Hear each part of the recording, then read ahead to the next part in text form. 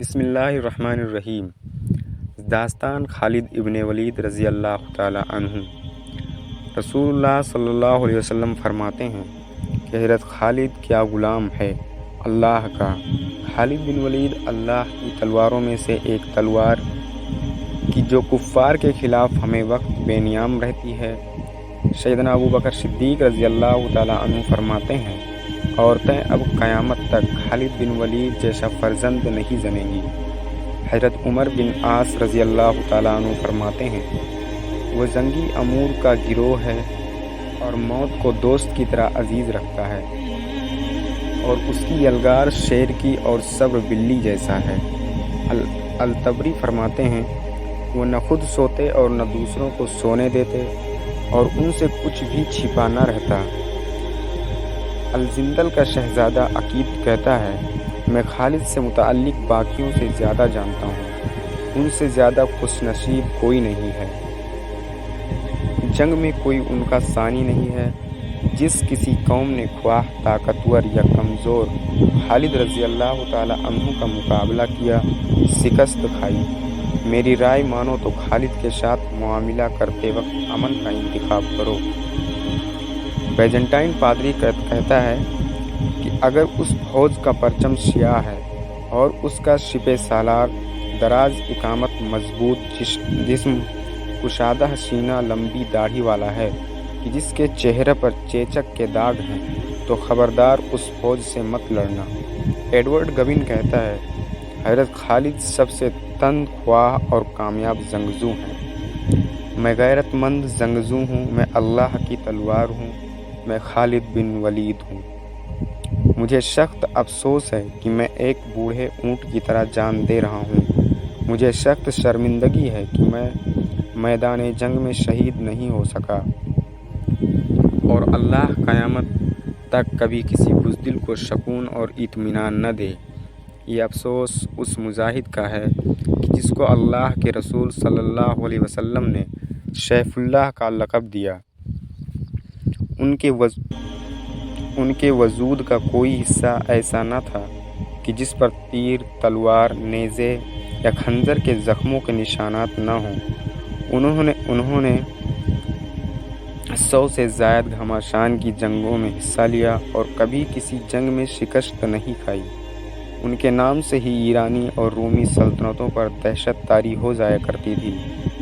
اپنی موت کے وقت میدان جنگ میں شہادت نہ پانے پر انہوں نے یہ کلمات افسوس کی حالت میں کہے۔ اس پر ان کی زوجہ نے ان کو تسلی دی کہ خالد آپ شرمسار نہ ہوں۔ آپ کو جب اللہ کے رسول صلی اللہ علیہ وسلم نے سیف اللہ کا لقب دے دیا ہے تو اس کا مطلب ہی یہ ہے کہ اب یہ سیف اللہ یعنی اللہ کی تلوار میدان جنگ میں کسی کافر کے ہاتھوں نہیں کٹ سکتی۔ آپ کے نصیب میں شہادت نہیں تھی۔ اپنی اہلیہ کی طرف سے اس تسلی کے بعد اللہ کا یہ شعر زیادہ سکون ہوا۔ خالد بن ولید رضی اللہ تعالی عنہ صرف عالم اسلام کے ہی نہیں بلکہ تاریخ انسانیت کے ہیرو ہیں۔ ان کی تاریخ میں ان سے بڑا فوجی، حکمت عملی ساز اور فنون جنگ کے ماہر جرنیل اور غازی پیدا ہی نہیں ہوا۔ جب حضرت خالد بن ولید رضی اللہ تعالی عنہ کے انتقال کی خبر شام سے مدینہ پہنچی تو مدینہ میں کوہرام مچ گیا۔ سیدنا عمر رضی اللہ تعالی عنہ پہلے تو لوگوں کو منع کرنے کی کوشش کرتے رہے، لیکن جب معلوم ہوا کہ ابو سلیمان یعنی کہ خالد بن ولید کی کنیت کی وفات کی خبر ہے تو پھر وہ بھی خاموش ہو گئے۔ پھر اہل مدینہ سے کہا کہ آج جو آنکھ رونا چاہتی ہے رو لے، جو زبان کچھ کہنا چاہتی ہے وہ کہہ دے، کیونکہ وہ جو کچھ بھی کہیں گے سچ ہی کہیں گے۔ لوگوں کو دوبارہ ابو سلیمان جیسے وجود پرورنے کا موقع نہیں ملے گا۔ اس سے قبل سیدنا ابو بکر صدیق رضی اللہ تعالی عنہ بھی حضرت خالد بن ولید رضی اللہ تعالی عنہ کے بارے میں فرما چکے تھے کہ میں اب دوبارہ خالد جیسا بیٹا پیدا کرنے سے قاصر ہیں۔ سیدنا خالد قریش کے ایک قبیلے سے تعلق رکھتے تھے اور پیدائشی جنگجو تھے۔ ان کے قبیلے کا کام ہی جنگ کرنا تھا۔ ان کے والد لید بن کے والد ولید بن مغیرہ نے ان کو جنگی حکمت عملی، تیر اندازی، گھڑ سواری، نیزہ بازی، تلوار زنی، دشمن کی فوج پر کمین لگانا یعنی کہ چھپ کر وار کرنا، تعقب کرنا جیسے تمام حربی علوم سکھائے تھے۔ یہ عربوں میں عام رواج تھا۔ ہر عرب جنگجو یہ سارے علوم سیکھتا، لیکن وہ کیا راز تھا کہ قریش کا ایک جنگجو اس قدر بابرکت ثابت ہوا کہ رسول اللہ صلی اللہ علیہ وسلم نے اس کو سیف اللہ کا لقب عطا فرمایا۔ انہوں نے 3 سال کے مختصر عرصے میں رومی اور فارسی سلطنتوں کے پرخچے اڑا دیے۔ بے شک سیدنا خالد رضی اللہ تعالیٰ عنہ کے بعد اس سے بہتر جنگی حکمت عملی تاریخ میں کوئی بھی نہ بنا سکا۔ آنے والی صدیوں میں ہر تہذیب کے سپہ سالار سیدنا خالد بن ولید رضی اللہ تعالیٰ عنہ کی جنگی حکمت عملی کا مطالعہ کرتے، اس پر عمل کرتے اور اس کے مطابق اپنی عسکری منصوبہ بندی کرتے۔ اس میں کوئی شبہ نہیں کہ سیدنا خالد رضی اللہ تعالیٰ عنہ ایک پیدائشی سپہ سالار تھے، مگر حقیقت یہ ہے کہ ان کے حیرت انگیز تاریخی کارناموں کے پیچھے سیدی رسول اللہ صلی اللہ علیہ وسلم کی دعا اور برکت شامل تھی۔ ایک مرتبہ جب حج کے موقع پر حضور صلی اللہ علیہ وسلم نے اپنے بال مبارک ترشوائے تو سیدنا خالد بن رضی اللہ تعالیٰ عنہ نے وہاں وہ بال مبارک اٹھا لیے۔ رسول صلی اللہ علیہ وسلم نے ان سے پوچھا، خالد یہ کس لیے؟ تو انہوں نے جواب دیا کہ یا رسول اللہ، آپ کے بال مبارک میرے پاس رہیں گے تو انشاءاللہ ان کی برکت سے میں ہر جنگ میں فتح پاؤں گا۔ رسول اللہ صلی اللہ علیہ وسلم نے فرمایا، ہاں یہ بال تمہارے پاس رہیں گے، میری دعا بھی تمہارے ساتھ رہے گی اور انشاءاللہ تم ہر جنگ میں فتح پاؤ گے۔ مسلمانوں کا میدان جنگ میں حضرت خالد بن ولید سے پہلا تعارف اس وقت ہوا کہ جب غزوہ احد میں خالد بن ولید کفار کی طرف سے لڑنے کے لیے میدان میں آئے۔ اس وقت آپ ایمان نہیں لائے تھے اور کفار کے اضافی گھڑ سوار دستے کے سربراہ تھے۔ غزوہ احد میں حضور صلی اللہ علیہ وسلم نے 50 تیر انداز ایک پہاڑی درے پر متعین فرما دیے اور ان کو حکم دیا کہ جنگ کا جو مرضی نتیجہ نکلے آپ کو اپنی جگہ نہیں چھوڑنی۔ یہ 50 تیر انداز حضور صلی اللہ علیہ وسلم نے خالد کے گھڑ سوار دستے کو دیکھ کر ہی متعین فرمائے تھے کہ جو پہاڑ کی ایک جانب سے مسلمانوں پر حملہ آور ہو سکتے تھے۔ غزوہ احد میں جب مسلمانوں کو کامیابی نصیب ہونے لگی اور دشمن پسپا ہونے لگے تو مال غنیمت جمع کرنے کا سلسلہ شروع ہو گیا۔ ان 50 تیر اندازوں میں سے اکثر نے حکم عدولی کیے اور جنگ کا پاشا مسلمانوں کے حق میں پلٹتا دیکھ کر اپنا مورچہ چھوڑ دیا اور نیچے اتر آئے۔ خالد کی عقابی نگاہوں نے یہ کمزوری تاڑ لی اور اس سے بھرپور فائدہ اٹھایا۔ کفار کی گھڑ سوار فوج کو موقع مل گیا کہ مسلمانوں پر پشت سے حملہ کر سکیں۔ کفار کے اس حملے کے نتیجے میں کہ جس کی قیادت خالد کر رہے تھے 70 صحابہ کرام رضی اللہ تعالیٰ عنہ شہید ہوئے۔ یہ مسلمانوں کے لیے ایک بہت شدید چوٹ تھی۔ خالد بن ولید چونکہ بنیادی طور پر ایک جرنیل تھے، جنگی اور حربی حکمت عملی ان کی رگ رگ میں سمائی ہوئی تھی۔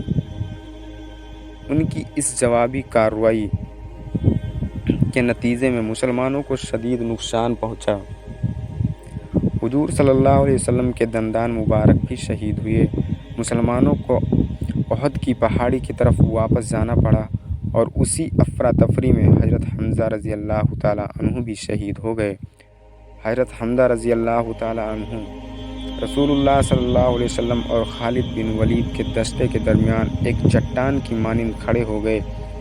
یوں انہوں نے مسلمانوں اور حضور صلی اللہ علیہ وسلم کو موقع دیا کہ وہ محفوظ مقام یعنی احد کی پہاڑی پر چڑھ سکیں، مگر سیدنا حمزہ رضی اللہ تعالیٰ عنہ کو بچاتے ہوئے خود شہادت کے مرتبے پر فائز ہو گئے۔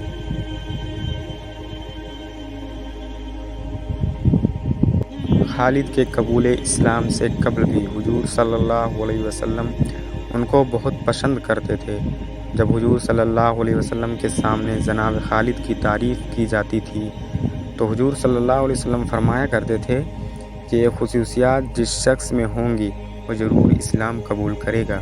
جس طرح آپ صلی اللہ علیہ وسلم نے سیدنا عمر بن خطاب رضی اللہ تعالیٰ عنہ کے بارے میں قبول اسلام کی دعا فرمائی تھی، اسی طرح خالد کے بارے میں بھی حضور صلی اللہ علیہ وسلم کی خواہش تھی کہ وہ اسلام قبول کر لیں، کیونکہ ان صلاحیتوں کے حامل مجاہد، جنگجو اور جانباز کی اسلام کو اشد ضرورت تھی۔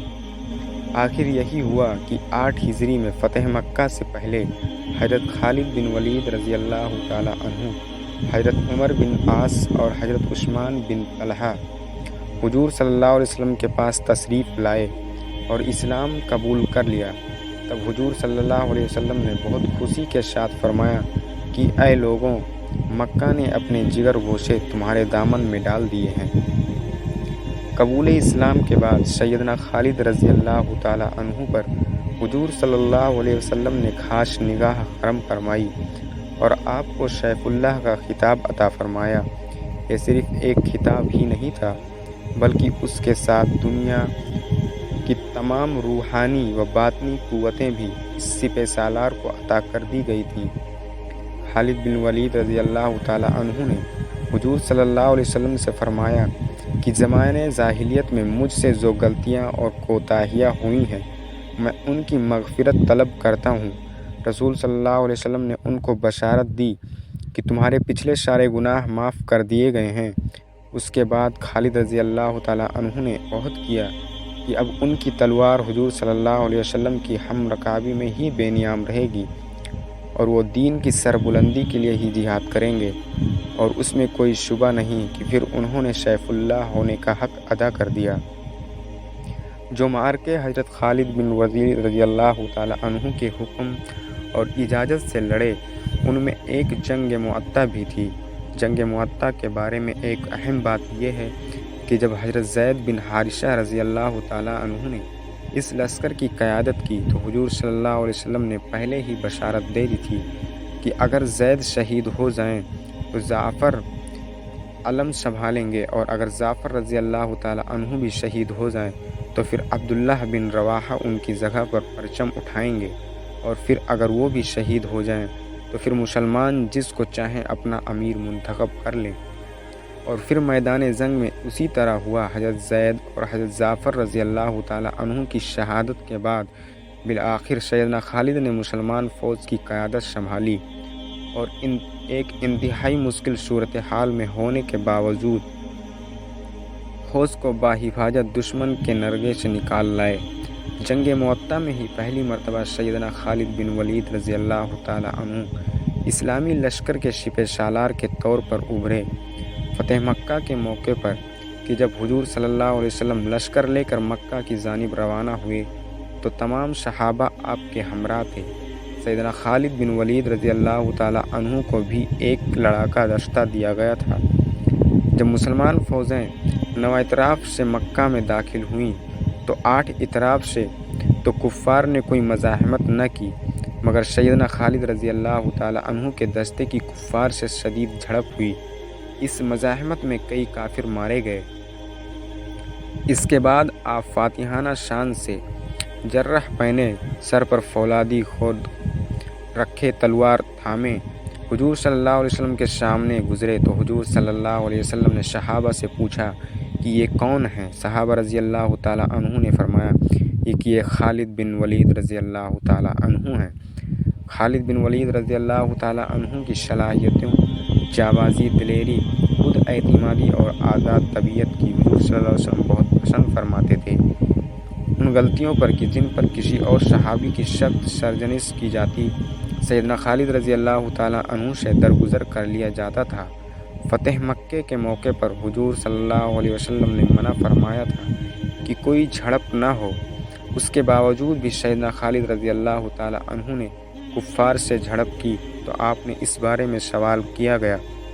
انہوں نے فرمایا کہ یا رسول اللہ، انہوں نے ہم پر حملہ کر کے ہمیں لڑنے پر مجبور کیا۔ اس پر حضور صلی اللہ علیہ وسلم نے بات کو بہت پیارے سے ٹال دیا کہ جو ہوا سو ہوا، اور سیدنا خالد کی کوئی مزید سرزنش نہیں کی گئی۔ اس طرح ایک موقع ایسا بھی آیا کہ جب سیدنا خالد کی تلوار سے کچھ ایسے لوگ قتل ہو گئے کہ جن کے بارے میں شک تھا کہ وہ کافر ہیں یا مسلمان ہیں۔ جب اس کی اطلاع حضور صلی اللہ علیہ وسلم تک پہنچی تو آپ کو بہت دکھ ہوا، لیکن پھر بھی سیدنا خالد بن ولید رضی اللہ تعالی عنہ کو کچھ نہیں کہا گیا، اور جو لوگ قتل ہوئے تھے ان کے ورثاء کو اس کے دیت یعنی خون بہا بھجوا دیا گیا۔